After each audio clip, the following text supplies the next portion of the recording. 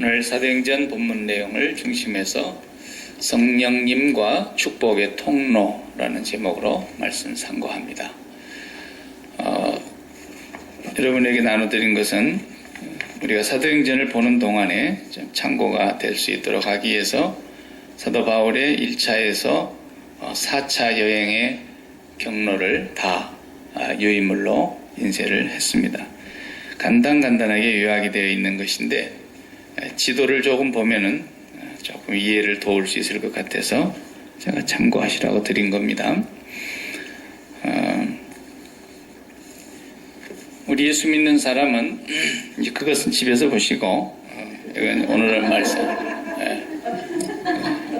집에서 보시고 이제 참고하시라고 드린 거예요.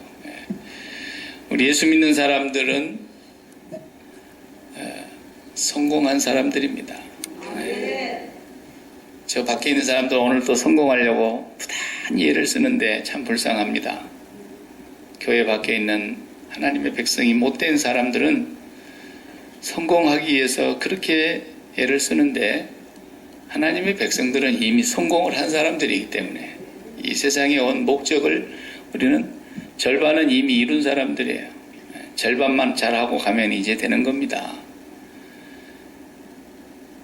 교회에서 뭐 성공해야 된다고 백날 그런 소리 하면은 그건 이다인 줄 아시면 돼요. 사기치는 거예요. 뭘 성공한다는 얘기입니까? 이미 우리는 성공한 것을 나눠주는 거예요. 오늘도 스티브 잡스가 이제 세상을 떠나고 애플사에서 아이폰 5인가요? 6인가요? 모르겠어요. 새로운 또 5에 엣지를 넣어가지고 전 세계에 한국만 빼고 전 세계에 이제 시판을 합니다. 한국은 언론 안 줘요. 경쟁사가 있기 때문에. 그런데 스티브 잡스가 유언으로 남긴 것까지도 지금 다 어기고 새로운 CEO 대표가 아마 이번에 야심작으로 만들어냈다 그럽니다. 그래서 어쨌거나 스티브 잡스는 IT 분야에 있어서는 타의 추종을 불허할 만큼 훌륭한 사람이라는 것은 이미 세상에 알려진 바인데 그렇다고 해서 우리가 하나님께서 스티브 잡스를 성공했다 그러겠어요? 절대로 하나님 성공했다고 안 합니다. 그런 걸 보고 성공했다 그러면은 이 세상이 끝이라는 얘기예요. 이 세상이 끝이라고.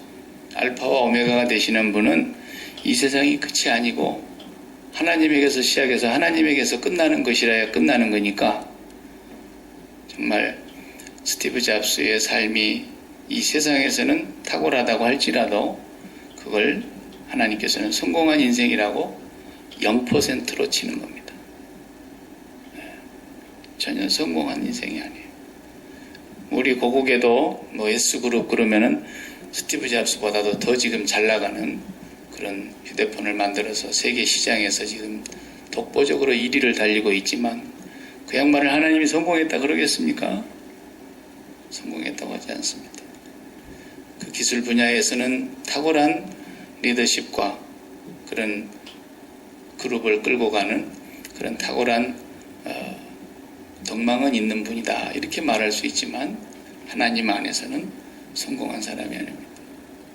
성공은 하나님을 가진 사람만 성공한 사람입니다.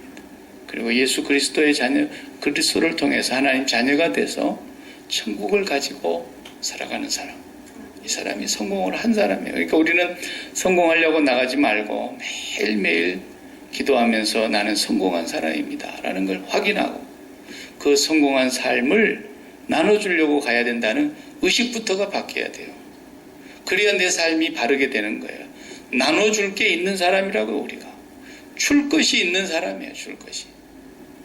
우리는 그렇기 때문에 성공을 항상 이룬 사람으로서 자식도 키우는 겁니다. 제가 목회 성공하려고 목회하는 게 아닙니다. 성공한 사람으로서 내가 목회하고 있는 것입니다. 큰 교회를 한 사람이 성공한 목회를 한 것이 아니고 큰 기업을 끌고 가는 사람이 성공한 CEO가 아니고 이미 성공한 사람으로서 우리가 이 땅을 살아가면서 이 성공을 어떻게 나눠줄까? 이 성공을 어떻게 다른 사람에게로 흘러가게 해줄까? 축복의 통로가 되기 위해서 우리가 성령의 사람이 되어서 이 땅에서 살면 이제 50%다 완성하고 100% 하고 가고 다 이루었다 그리고 죽을 수 있는 거예요. 성공은 바로 그런 것입니다. 그래서 예수를 믿고 하나님 앞에서 성공한 인생이 된 사람들은 이제 성공한 이후부터서는 습관이 좋아야 돼요. 좋은 습관을 우리가 가지고 성공하는 사람들은 어떤 생활 습관을 갖고 살아야 되느냐? 첫 번째는 기도하는 거예요. 기도. 매일 기도하는 거예요. 기도는 뭐 때문에 하느냐 하면 내가 성공한 사람이라는 걸 확인하기 위해서 하는 거예요. 하나님을 만나서 하나님의 자녀됨을 확인하고 죄사함을 또 확인하고 또 천국의 백성됨을 확인하고 하늘에 속한 백성인 것을 날마다 확인하면서 거기서 행복을 찾고 거기서 기쁨을 누리고 거기서 구원의 감격을 회복하고 성공한 사람이 되는 것을 날마다 확인하는 자리가 기도하는 곳이라는 거죠.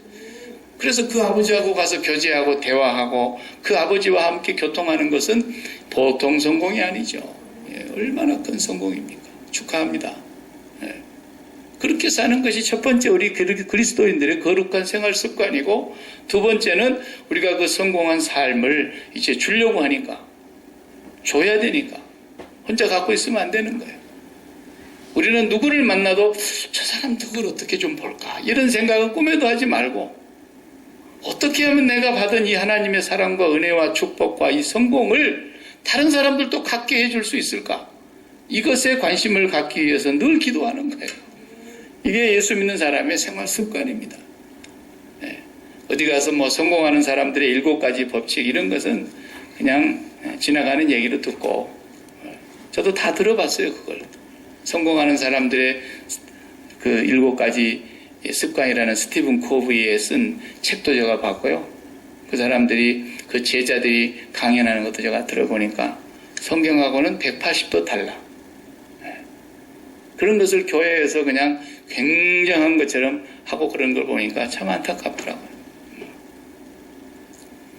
오늘 본문을 보면은 이제 사도 바울이 지난주에 안타까운 장면을 우리가 봤지 않습니까? 지도자가 둘로 나누어져서 두 그룹이 돼가지고 이제 바나바와 조카 마가는 구브로로 갔다 그랬고, 바울과 실라는 이제 물론 바울과 실라만 간 게 아니죠. 누가라고 하는 분은 항상 따라다녔고요.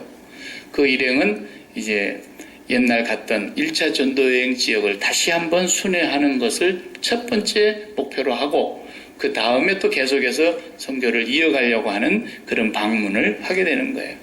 왜냐하면 갔다 와서 문제가 생겼지 않습니까? 예루살렘 교회에 가서 그 답을 받아왔잖아요. 유대인들에게 이방인들이 예수를 믿는다고 해서 되는 게 아니라 모세의 율법과 할례를 받아야 된다는 그 얘기를 들었을 때 그 엄청난 변론이 일어났는데, 그걸 예루살렘 교회에 가서 답변을 얻었고, 그 예루살렘 교회가 대표자를 안디옥 교회까지 보내서 그 사도들의 규례를 낭독했고, 그걸 들고 또 1차 전도여행 지역을 다녀야 되는 거예요. 왜? 유대인들하고 또 부딪혀야 되니까. 그래서 1차 전도여행 지역에 그 교회가 평안한가 어떠한가를 살펴보기 위해서 1차적으로 거기를 가는 것이었죠. 이제 갑니다. 가서 첫 번째 도착한 데가 루스드라입니다. 여기서 돌멩이에 맞아가지고 죽은 것 같이 된 사람을 성 밖에 내던져 버렸던 그 지역인 루스드라 아닙니까? 거기를 간 거예요. 루스드라를 들어갔더니 또 사람들이 모여서 바울의 그 복음을 다시 재확인하고, 예루살렘에서 사도들과 지도자들이 줬던 그 규례를 낭독하고, 그리고 이 믿음 위에 굳건하게 서 있도록 그들을 다시 한번 가르치고, 그렇게 하는 중에 그 루스드라에서 한 사람을 얻게 됩니다. 그 유명한 디모데, 믿음으로 낳은 아들이라 그랬죠. 바울은 디모데를 내 아들이라 이렇게 부르기를 주저하지 않았어요. 그만큼 이 디모데를 사랑했고, 디모데와 이제 동역하기 위해서 디모데가 2차 전도여행 길에 같이 동행하기를 원했던 거죠. 근데 이 집의 문제는 뭐냐면, 어머니는 유대인이지만 아버지가 헬라 사람이라, 이방인이라 해요. 그래도 유대인의 전통은 목의 전통이기 때문에 엄마가 유대인이면 유대인인 거예요. 그런데 한 가지가 부족한 것이 할례를 받지 않았기 때문에, 비록 아버지가 이방인일지라도 어머니가 유대인으로서 할례를 받은 자녀는 유대인이었거든요. 그런데 바울이 볼 때에 이 디모데에게 할례를 받지 않았다는 걸 알고 이제 일행으로 데리고 가려고 하는데 디모데는 조상적부터서 아주 신앙이 독실한 집안이었어요. 나중에 디모데서를 쓸 때 1장에서 보면 나오지 않습니까? 내 외할머니 로이스와 너의 어머니 유니게의 신앙이 거짓이 없는 그 믿음이 너에게도 있는 것을 내가 확신한다. 이거 집안의 조상적부터서 아주 훌륭한 집안의 청년이었단 말이에요. 이때가 한 20살 정도 됐을 때라고 보거든요. 이 청년을 이제 데리고 가기 전에 할례를 행하는 것이 조금 이상해요. 왜냐하면 여지껏 1차 전도여행을 마치고 할례를 받고 모세의 율법을 지켜야 되는 거지 이방인들이 예수만 믿어갖고는 구원이 없어 라는 그 문제와 다퉜지 않습니까? 그리고 논쟁이 있었고 예루살렘 교회까지 가서 확답을 얻어가지고 왔으면 이제 할례는 끝난 거예요. 그런데 지금 할례를 또 행하고 있는 장본인이 사도 바울인 거예요. 디모데를 데리고 가는데 그냥 데려가는 것이 아니라 오늘 본문에 왜 그랬다 그랬어요? 3절에 보면 바울이 그를 데리고 떠나고자 할새 그 지경에 있는 유대인을 인하여 그를 데려다가 할례를 행하니 그의 아버지가 헬라인인 줄 다 알고 있었기 때문에. 자, 이게 지금 무슨 말이냐면 할례를 받지 않아도 되고 모세의 율법을 다 지키지 않아도 되고 예수를 믿음으로써 이제는 구원을 얻고 하나님의 자녀가 된다는 것을 선포는 했지만 이제 복음을 받아들인 자의 입장에서는 할례 받지 않아도 돼요. 그러나 디모데는 복음을 전하러 가는 사람이란 말이에요. 이제 성공한 사람이 성공을 나눠주러 가기 때문에 가기만 하면 누구하고 부딪힙니까? 유대인들을 만나야 되는 거예요. 가는 곳마다 2차 전도 여행 때는 유대인들의 소요가 더 큽니다. 1차 때보다. 아주 조직적으로. 나중에 3차 때는 더 유대인들의 관계가 심해서 아주 바울을 이번에는 우리가 실수함이 없이 치밀하게 결사대를 조직해가지고 죽여버리자. 죽여버리지 않고는 이 일이 끝나지 않을 걸 알고 죽이기 전까지는 먹지도 않겠다고 금식을 하면서까지 바울을 죽이려고 하는 사람들이 유대인들이었어요. 그러니까 가는 곳마다 흩어져 있는 이방 속에서 살아가고 있는 디아스포라 유대인들을 만나서 그들에게 복음을 전해야 되기 때문에 유대인이 유대인을 만나려면은 디모데가 장애물이 되면 안 된다고 말해요. 그래서 디모데에게 할례를 행하고 떠나게 한 것입니다. 그래서 디모데가 이제 복음을 전하는 같은 일행으로 되어서 바울의 일행과 함께 움직이는데 나중에 디모데서를 우리가 읽어보면은 디모데서에서 바울이 그런 그 편지를 쓰지 않습니까? 디모데에게. 디모데야, 내가 루스드라 지역에서 얼마나 고통을 당했는가를 네가 친히 보았지 않느냐. 디모데가 굉장히 두려워하고 있다는 걸 알고 사도 바울은 감옥에 갇혀 있고 죽음이 임박해 있고 도무지 다시 살아나올 기미가 보이지 않고 사도 바울을 추종했던 모든 사람들이 다 떠났다 그랬어요. 사도 바울의 말년은요, 세상적인 평가로 내리면 실패한 거예요. 이 세상의 눈으로 봤을 때. 왜? 바울 사도 주변에 남은 사람이 한 명도 없었어요. 감옥에 갇히게 되면서 마지막 투옥이 됐을 때에 네로 황제 때라고 보는데 그 투옥이 됐을 때에는 이미 바울 곁에는 다 의사 누가를 빼놓고는 다 떠났어요. 아무도 없었어요. 그만큼 바울의 말년은 외롭고 쓸쓸하고 그랬다는 거예요. 그러니까 이 세상에서 더 이상 마음 붙일 곳이라는 것이 하나도 없다는 것을 바울은 죽기 직전까지 깨끗이 정리하고 간 거예요. 여러분, 세상에 의지할 데가 없어요. 세상에 의지할 데가. 저도 목회를 하고 언제까지 하나님이 허락하실는지 모르지만 뭐 은퇴할 때까지 할런지 중간에 하나님 불러가실는지 그건 누가 알겠습니까만은 은퇴하고 그냥 교회를 의지하고 교회를 막 그런 좀 안 좋은 그런 것들이 얼마나 많아요. 은퇴하면 교회가 내 인생을 책임져 주리라. 꿈에도 그런 생각을 저는 안 합니다. 여러분이 아무리 잘해줄지라도 저는 거기다 마음을 붙이지 않을 각오를 하고 삽니다. 그러니까 우리가 이 세상에서 뭔가 거기서 위로를 얻으려고 하고 이 세상에서 나의 삶의 어떤 대가를 누리려고 하는 사람이 마음이 생기는 순간 실패자로 전락되는 거예요. 알파와 오메가가 되시는 하나님 앞에서 우리가 살아가야 된다고 계시록에 계속 나는 알파와 오메가다. 알파와 오메가다. 왜 그래요? 절대로 이 세상이 끝이 아니라니까요. 바울이 이 세상이 끝이라면 얼마나 비참합니까? 일생에 장가를 가기로 했습니까?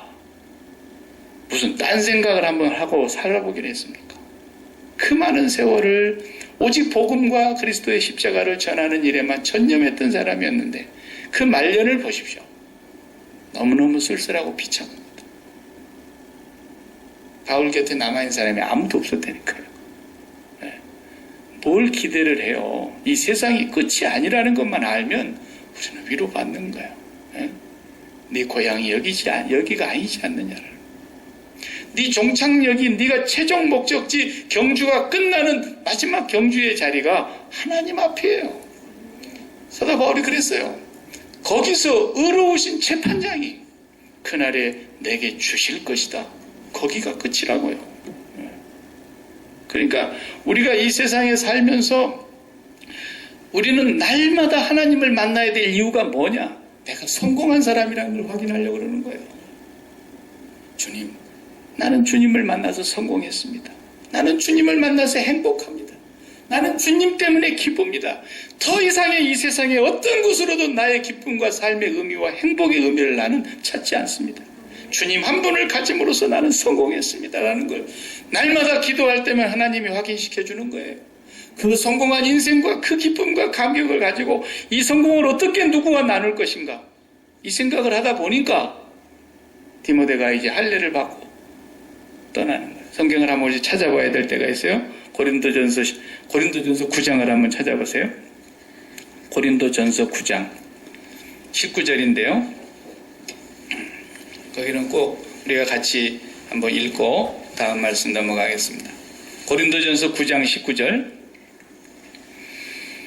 다 같이 내가 모든 사람에게 자유하였으나 스스로 모든 사람에게 종이 된 것은 더 많은 사람을 얻고자 함이라.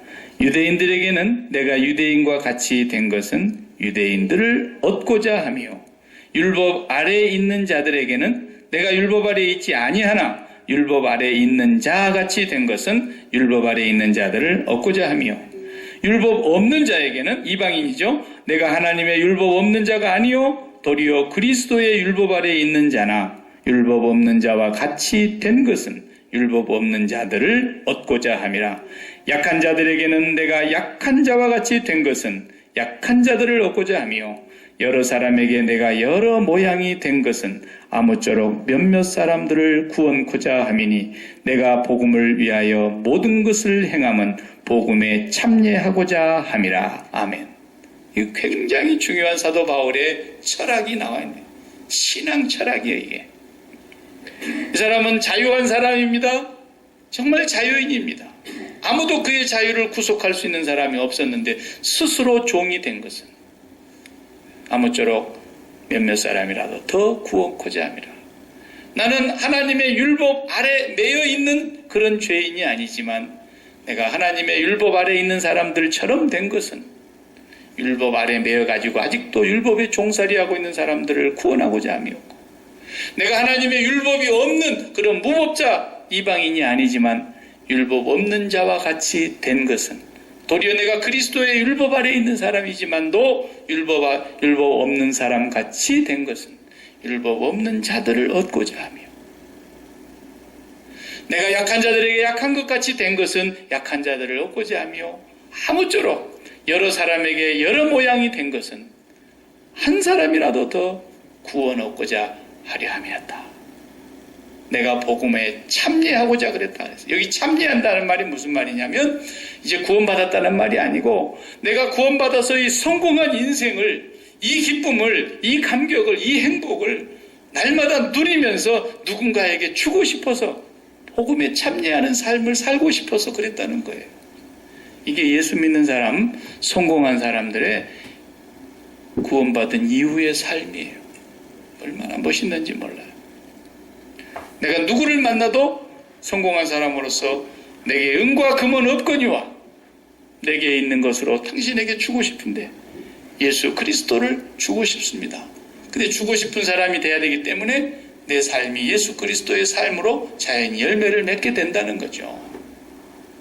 자기 생활과 삶이 예수 그리스도의 삶으로 닮아가지는 않으면서 맨날 말로만 예수 그리스도를 주고자 하노라 그러면 니나 가져라 이런 소리를 듣게 되겠지만 그렇지 않아요. 내가 성공한 사람이라고 하는 것을 그리스도 앞에 가서 날마다 기도할 때마다 확인하고 그리스도 때문에 행복하고 그리스도 때문에 기뻐서 그래서 그 그리스도를 주고 싶어하는 마음이 내게서 우러나올 때 성령께서 그 다음에 이제 이 사람을 사용하시기 시작하는 거예요. 성령이. 예. 이 사람이 이제 축복의 통로가 될 준비가 된 사람이라고 해요.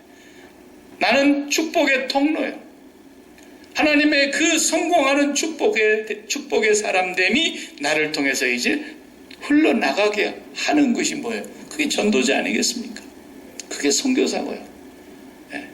내 집에서 하면 내가 선교사고 어디 가서든지 내가 그 축복의 통로로 우리가 야키마에서도 그렇게 살 수 있다는 것입니다. 그래서 이제 오늘 본문에 보면은 두 번째 사건이 뭡니까? 전도를 하러 첫 번째 전도 여행 지역이었던 루스드라, 더베 이런 데를 지금 지나가고 있는 장면이 오늘 읽은 본문에서 나옵니다. 그 다음에 6절부터서 보십시다. 성령이 아시아에서 말씀을 전하지 못하게 하시거늘 부르기아와 갈라디아 땅으로 다녀가 무시아 앞에 이르러 비두니아로 가고자 애쓰되 예수의 영이 허락지 아니하는지라. 다같이 무시아를 지나 드로에로 내려갔는데 밤에 환상이 바울에게 보이니 마게도냐 사람 하나가 서서 그에게 청하여 가로되 마게도냐로 건너와서 우리를 도우라 하거늘. 예. 여기에 지금 이제 문제가 한 가지 생긴 거예요. 1차 전도 여행을 갔던 지역은 다 돌았어요. 그리고 이제 새로운 지역으로 비로소 2차가 시작이 될 즈음이 딱 됐는데 우리가 보통 그러지 않습니까? 어제까지 해오던 일이 있는데 오늘 날이 밝아서 또 다시 일을 시작하다 보면은 어제까지 해오던 일에서 이어가는 것이 가장 일반적인 관례단 말이에요. 그러니까 바울이 루스드라, 더베, 이고니온 그쪽을 쭉 1차 전도여행 했기 때문에 거기를 한 바퀴 돌고서 그 다음 거기로 가는 것이 당연한 거예요. 그 다음 어느 지역으로 가야 된다는 것은 그 주변을 당연히 찾아갈 수밖에 없는 거죠. 근데 성령께서 아시아에서 복음을 전지 못해요. 아시아라는 건 지금 오늘 우리도 아시아죠. 이 한국 땅, 우리 태어났던 고국 땅은 아시아죠. 여기는 이제 서양이지만 저쪽은 동쪽 아시아다란 말이에요. 그런데 그쪽에 복음을 전하지 못하게 하셨는데 그 우리가 태어났던 동남아시아나 동북아시아 그쪽 아시아를 말하는 게 아니라 아시아 중에서도 저 서쪽 끝에 거기도 아시아죠. 소아시아라 그래요. 성경시대에 소아시아. 소아시아는 어디를 말하느냐면 계시록 2장에서 3장에 나와 있는 7교회가 있는 지역. 에베소, 서머나, 버가모, 두아디라, 사데, 라오디게아, 빌라델비아 이런 서머나 교회들이 있는 그 7교회 지역을 중심으로 해서 거기를 소아시아라 그러는데 거기에 복음을 전하려고 하는데 성령이 허락지를 않으시는 거예요.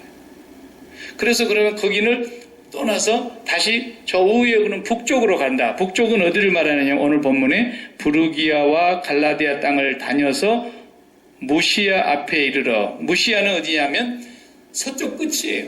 아시아라고 할 수 있는 서쪽의 끝. 거기까지 갔는데 무시아 앞에 갔었는데도 안 되는 거예요. 그래서 복음을 어디로? 비두니아로 가고자 하되. 비두니아는 저 위에 북쪽으로 이제 올라가려고 길을 방향을 완전히 바꿨어요. 서쪽에서 북쪽으로. 거기로 가려고 하는데 거기도 예수의 영이 허락지 아니하시는지라. 그러니까 북쪽으로 가려다가도 또 안 됐어요.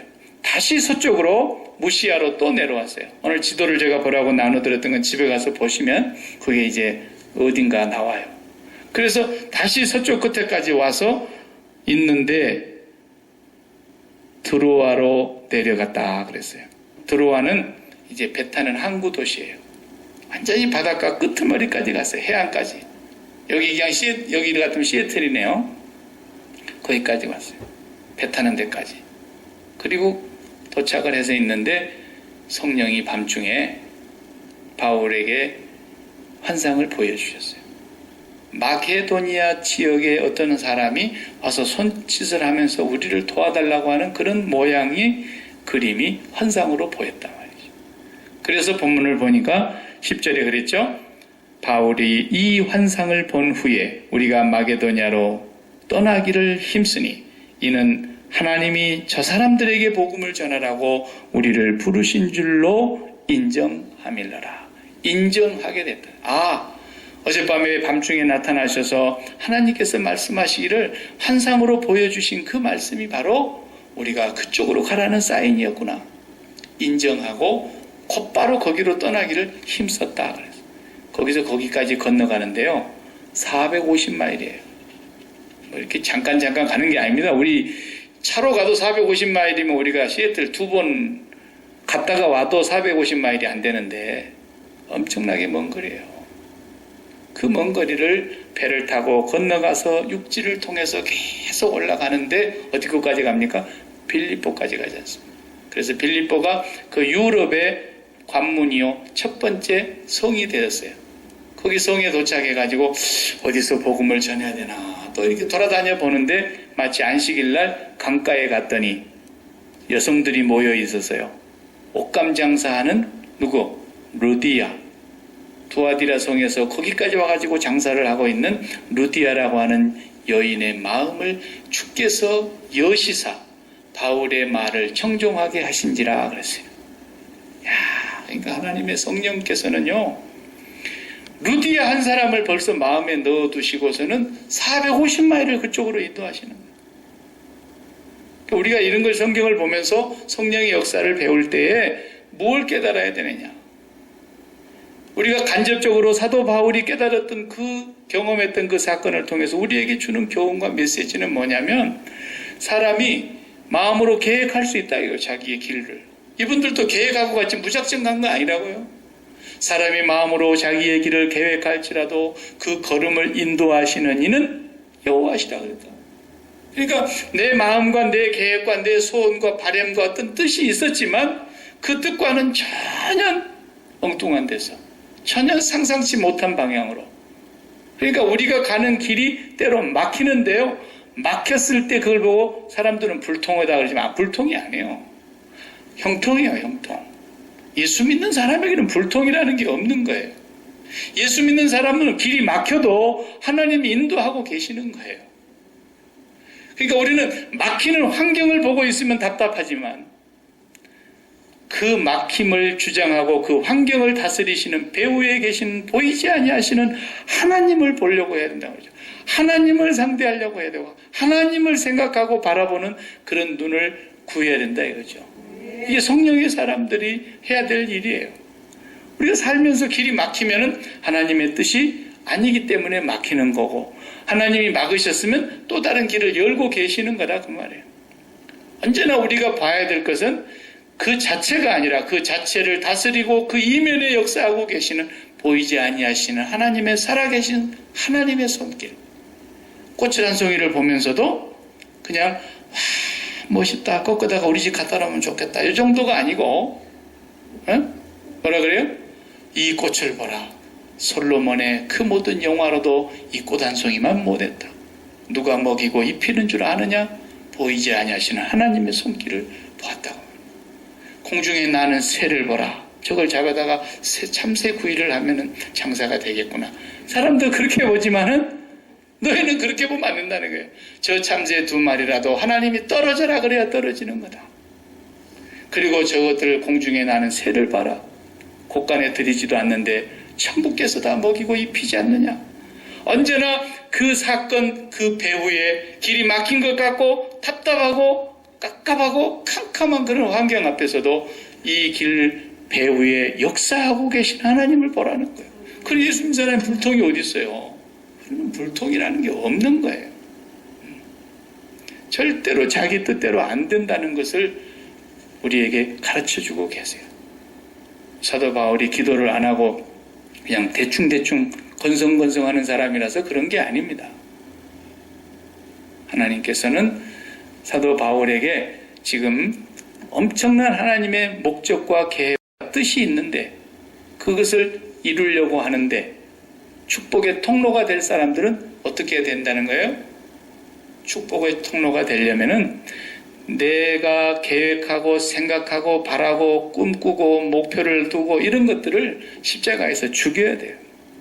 그걸 죽여야 하나님이 인도해 가시는 뜻이 그대로 이루어져 가는 거예요. 그러니까 양반이 가만히 있어 보는 거예요. 기도하면서 계속 길이 막히니까. 기도하는 중에 밤에 환상이 보인 거 아닙니까? 그러니까 임의적으로 하려고 하지 않았다라는 거예요. 자칫 잘못하면 우리가 너무 인간적인 열심이 앞서가지고 하나님의 뜻을 그르치게 될 수 있다는 거죠. 하나님이 막아주시는 것이 큰 축복입니다.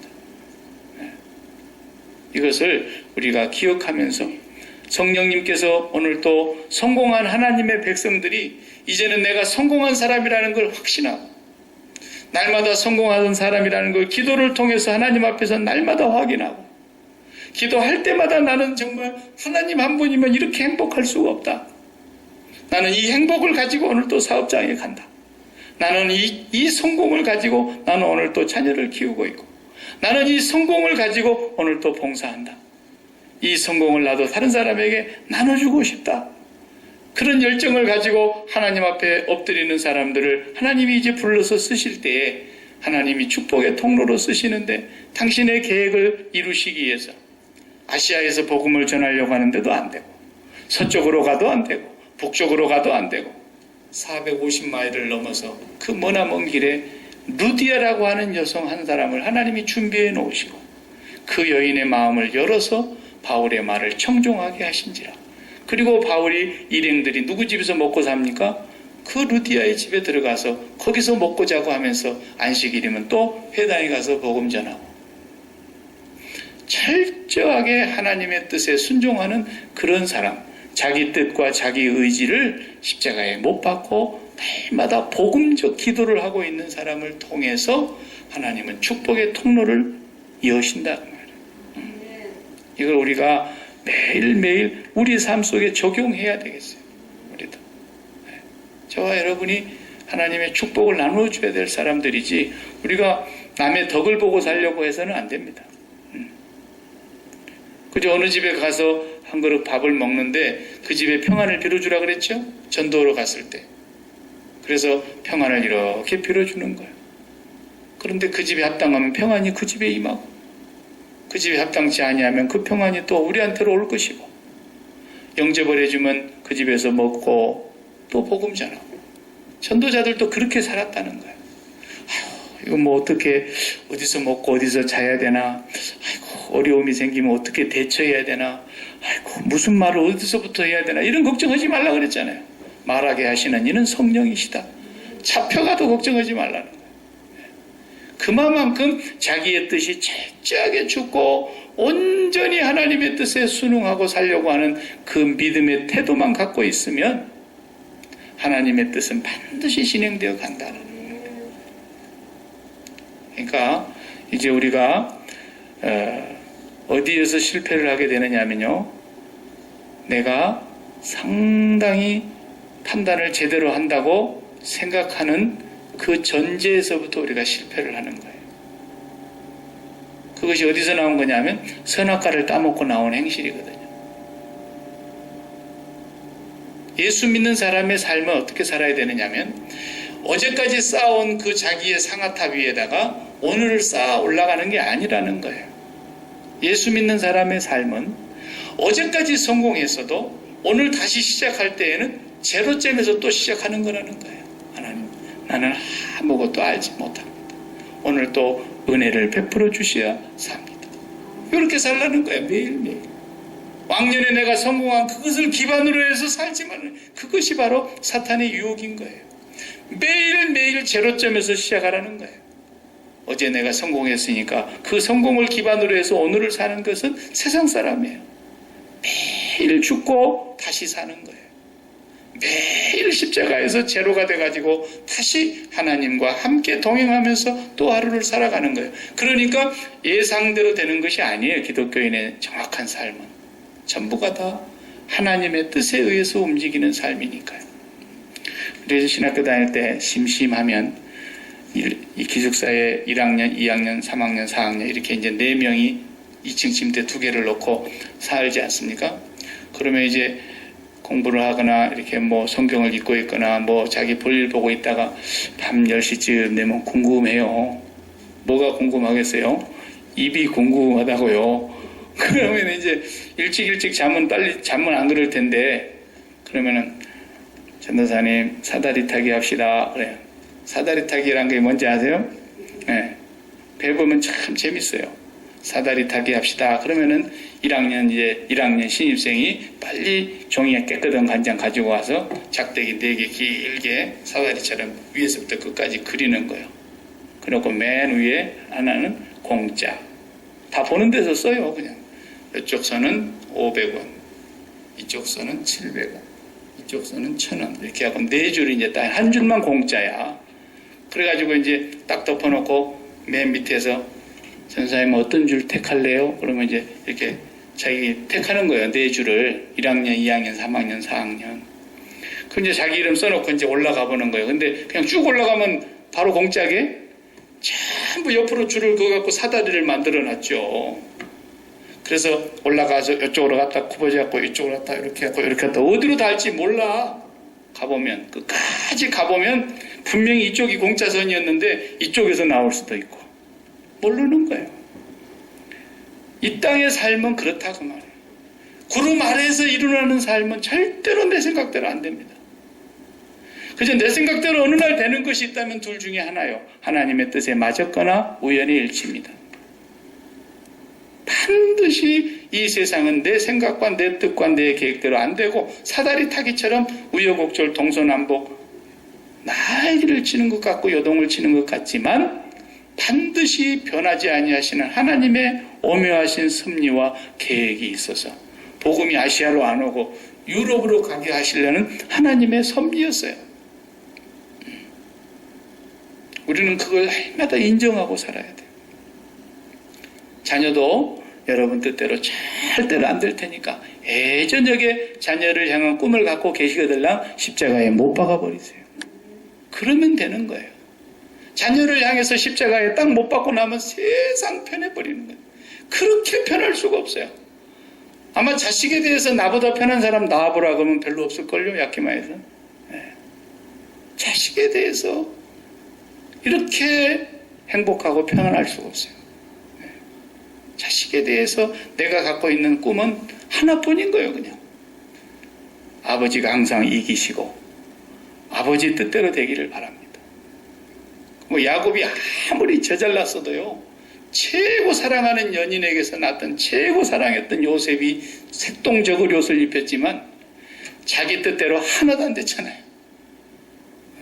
죽은 자식인 줄 알고 13년 동안 그냥 죽은 걸로만 꼬박 속고 살았지. 그렇게 애굽에 가서 총리가 됐을 줄 누가 알았겠어요. 여러분, 야곱이 천하없이 돈을 벌어가지고 천하없이 과외 공부를 많이 시키고 천하없는 과외 선생을 붙여도 애굽의 국무총리 될 수 있는 확률 제로예요. 제로. 안 되는 거예요. 무슨 재주로 야곱이 이 요셉을 유학시켜가지고 애굽의 궁중학교 나온 사람들하고 어깨를 나란히 해가지고 거기서 선거 투표해가지고 총리가 됩니까? 택도 없는 소리죠. 100% 하나님의 계획이 있다니까요. 그러니까 애저녁에 그냥 자녀들의 생각은 다 죽여요. 다 죽이는 거예요. 죽으면 그렇게 편안한 거예요. 죽으면. 이게 예수 믿는 거예요. 이게 예수님 십자가 붙드는 거예요. 그러면 그 다음부터 하나님이 그 사람을 통해서 축복의 통로로 삼아 가시는 거예요. 축복의 통로로. 저는 다른 것은 아직은 내가 큰 소리 못 치지만 자녀에 대해서 죽으세요. 내가 그 큰 소리 칠 수 있어요. 자녀에 대해서. 왜? 나도 자식 키워봤으니까. 자녀에 대해서 죽어보세요. 그렇기 때문에 우리가 그 한 가지뿐이 아니라 모든 면에서 날마다 주님의 십자가를 붙잡고 이 복음적 기도를 드려야 돼요. 날마다 죽노라고 고백하는 이 복음적 기도. 그리고 하나님으로 다시 시작하는 거예요. 그래도 아무리 기도를 안 해도 그래도 하루에 밥을 3끼는 먹는데, 그리고 또 우리가 또 어떤 의사가 정해줘서 일정하게 약을 먹으라고 해서 당뇨약이나 뭐 혈압약이나 이런 걸 먹게 되면 그것도 하루에 꼭 한 번씩 먹잖아요. 안 먹으면 안 됩니다. 그런 것처럼 그래도 하루에 몇 번은 정해놓고 예수님을 잡수셔야죠. 너희가 나를 먹어라. 나를 먹어야 산다. 계속 예수님을 먹으라는 거예요. 그래야 행복한 줄 알게 돼요. 내가 진짜 성공한 사람이란 걸 알게 돼요. 누구한테도 꿀리지 않고요. 이 행복을 나눠주고 싶은 마음이 절로 일어나는 거예요. 그것이 축복의 통로가 될 사람들의 예수 믿은 삶 이후의 습관이라는 거예요. 사도 바울은 그렇게 지금 이제 전도 여행을 시작하고 있는 것입니다. 다음에 계속해서 보겠습니다. 기도하십시다.